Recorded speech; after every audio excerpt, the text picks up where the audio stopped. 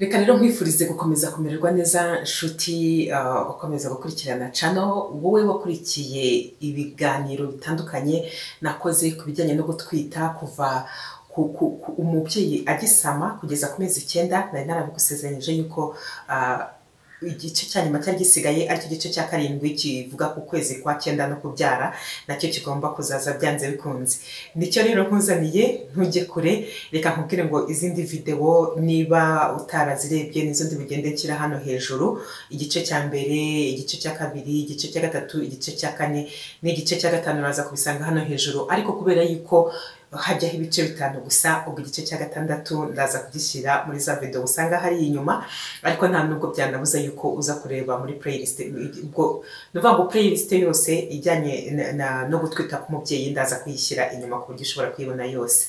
Twe twarangije rero ku mpera z'ukwezi kwa 8, nibyo twe twabonye muri video iheruka, aho twe twabonye yuko umwana mu nda ya nyina aba amaze kubyibuha agejeje ku biro hafi 2 n'igice. Urumva yuko ibiro 2 n'igice biba ari ibiro byinshi cyane, kandi apima uburebure bwa santimetero 47. Ukwezi kwa 9 rero nyirizina, niba uri umubyeyi utwite ukaba ugeze mu kwezi kwa 9, ngiye kukubwira ukuntu mu nda yawe biba bimeze. Niba kandi nawe uri mu nzira yo kuzahagera nawe urabyumva.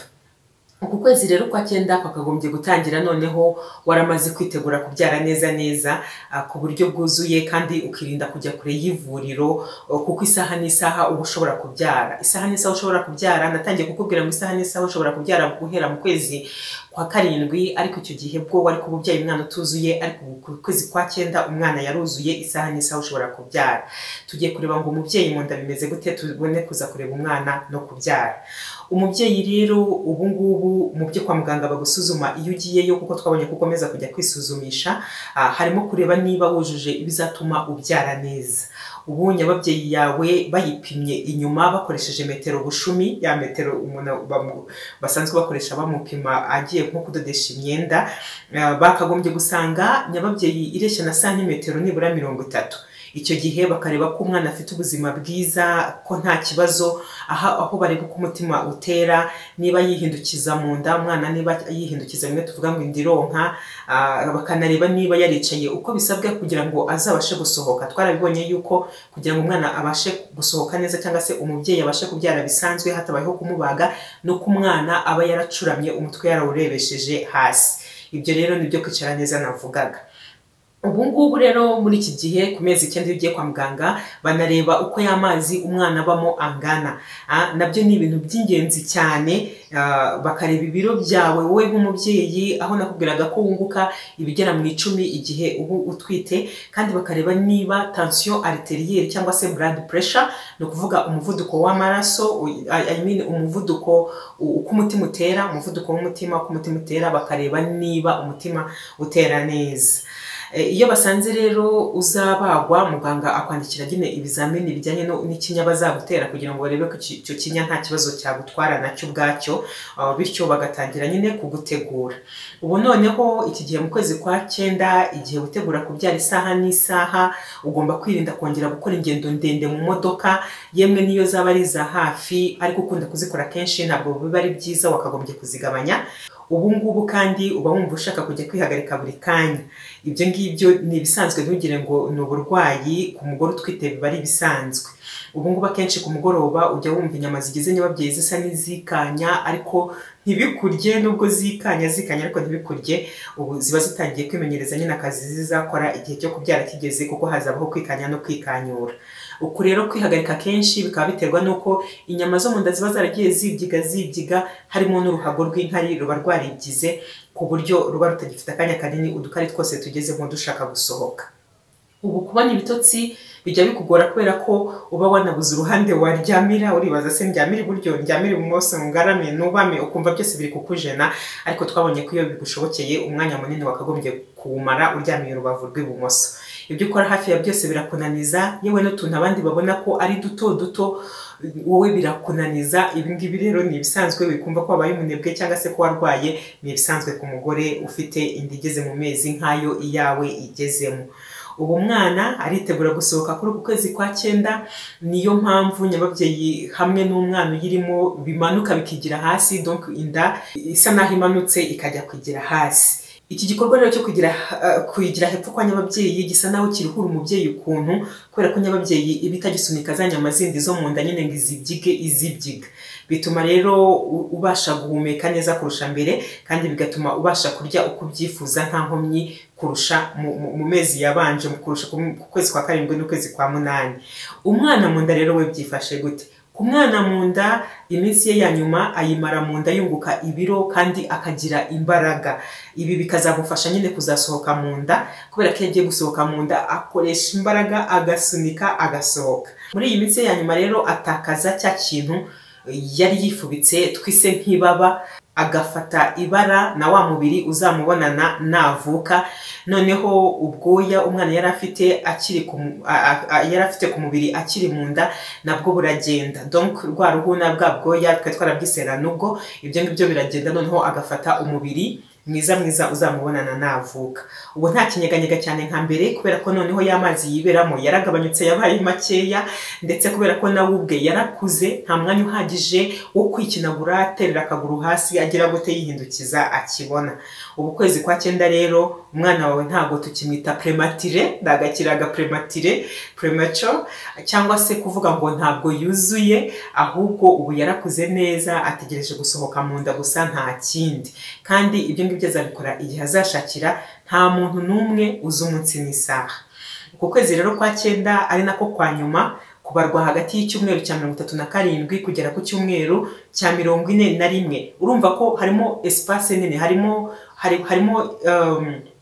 espace harimo iminsi myinshi yo kubyara, kandi ukaba ubyaye umwana wuzuye hagati y'icyumweru cya 37 n'icyumweru cya 41. Niyo mpamvu utazavuga ngo umuntu ngo naramubariye ngo yagomba kuzabyara kwa 2 ngo none yabyaye ku cyumweru.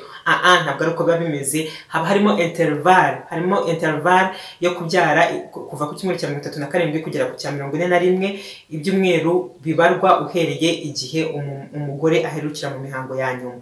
Ibyo muganga areba rero muri iki gihe cya nyuma, muganga areba uko umwana ameze kugira ngo amenye uburyo azabyaramo.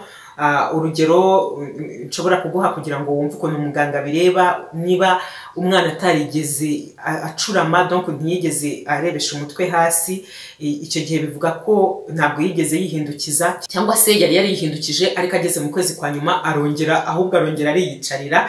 Icyo gihe rero muganga arabireba akamenya yuko uyu mwana wicaye gutya ntabwo ashobora kuvuka bisanzwe, kubera ko umwana atabanza ikibuno, ahubwo buri gihe yagiye gusohoka abanza umutwe. Icyo gihe agahita apanga gahunda rero yo kuzakubaga. Urwo ni urugero. Ni ryari rero uzahita ujya kwa muganga? Ni ryari uvuga uti ngiye kubyara ngiye kwa muganga? Ese umugore abimenya ate? Ni ryari ujyayo? Hari ibihe rero navuga ibihe bitanu wajya kwa muganga. Igihe cya mbere ni igihe uzanye amazi menshi, aho mu Kinyarwanda bavuga ngo isaha iramenetse. Igihe cya kabiri ni igihe wabona ubonye amaraso. Igihe cyose ubonye amaraso mu kwezi kwa 9 ugomba kwihutira kujya kwa muganga. Igihe cya gatatu ni igihe utangiye kugira ibintu byo kwikanya no kwikanyura kwa nyababyeyi kandi ukumva birimo birakubabaza. Noneho ibi bikabaho mu gihe kingana n'umunota umwe, noneho kandi byamara kwikanya no kwikanyura bikubabaza nk'umunota umwe bigahagarara, hanyuma hashira nk'iminota nk'icumi bikaza kongera. Ibyo ngibyo nibyo bita ibise. Ubwo ibise biba byatangiye.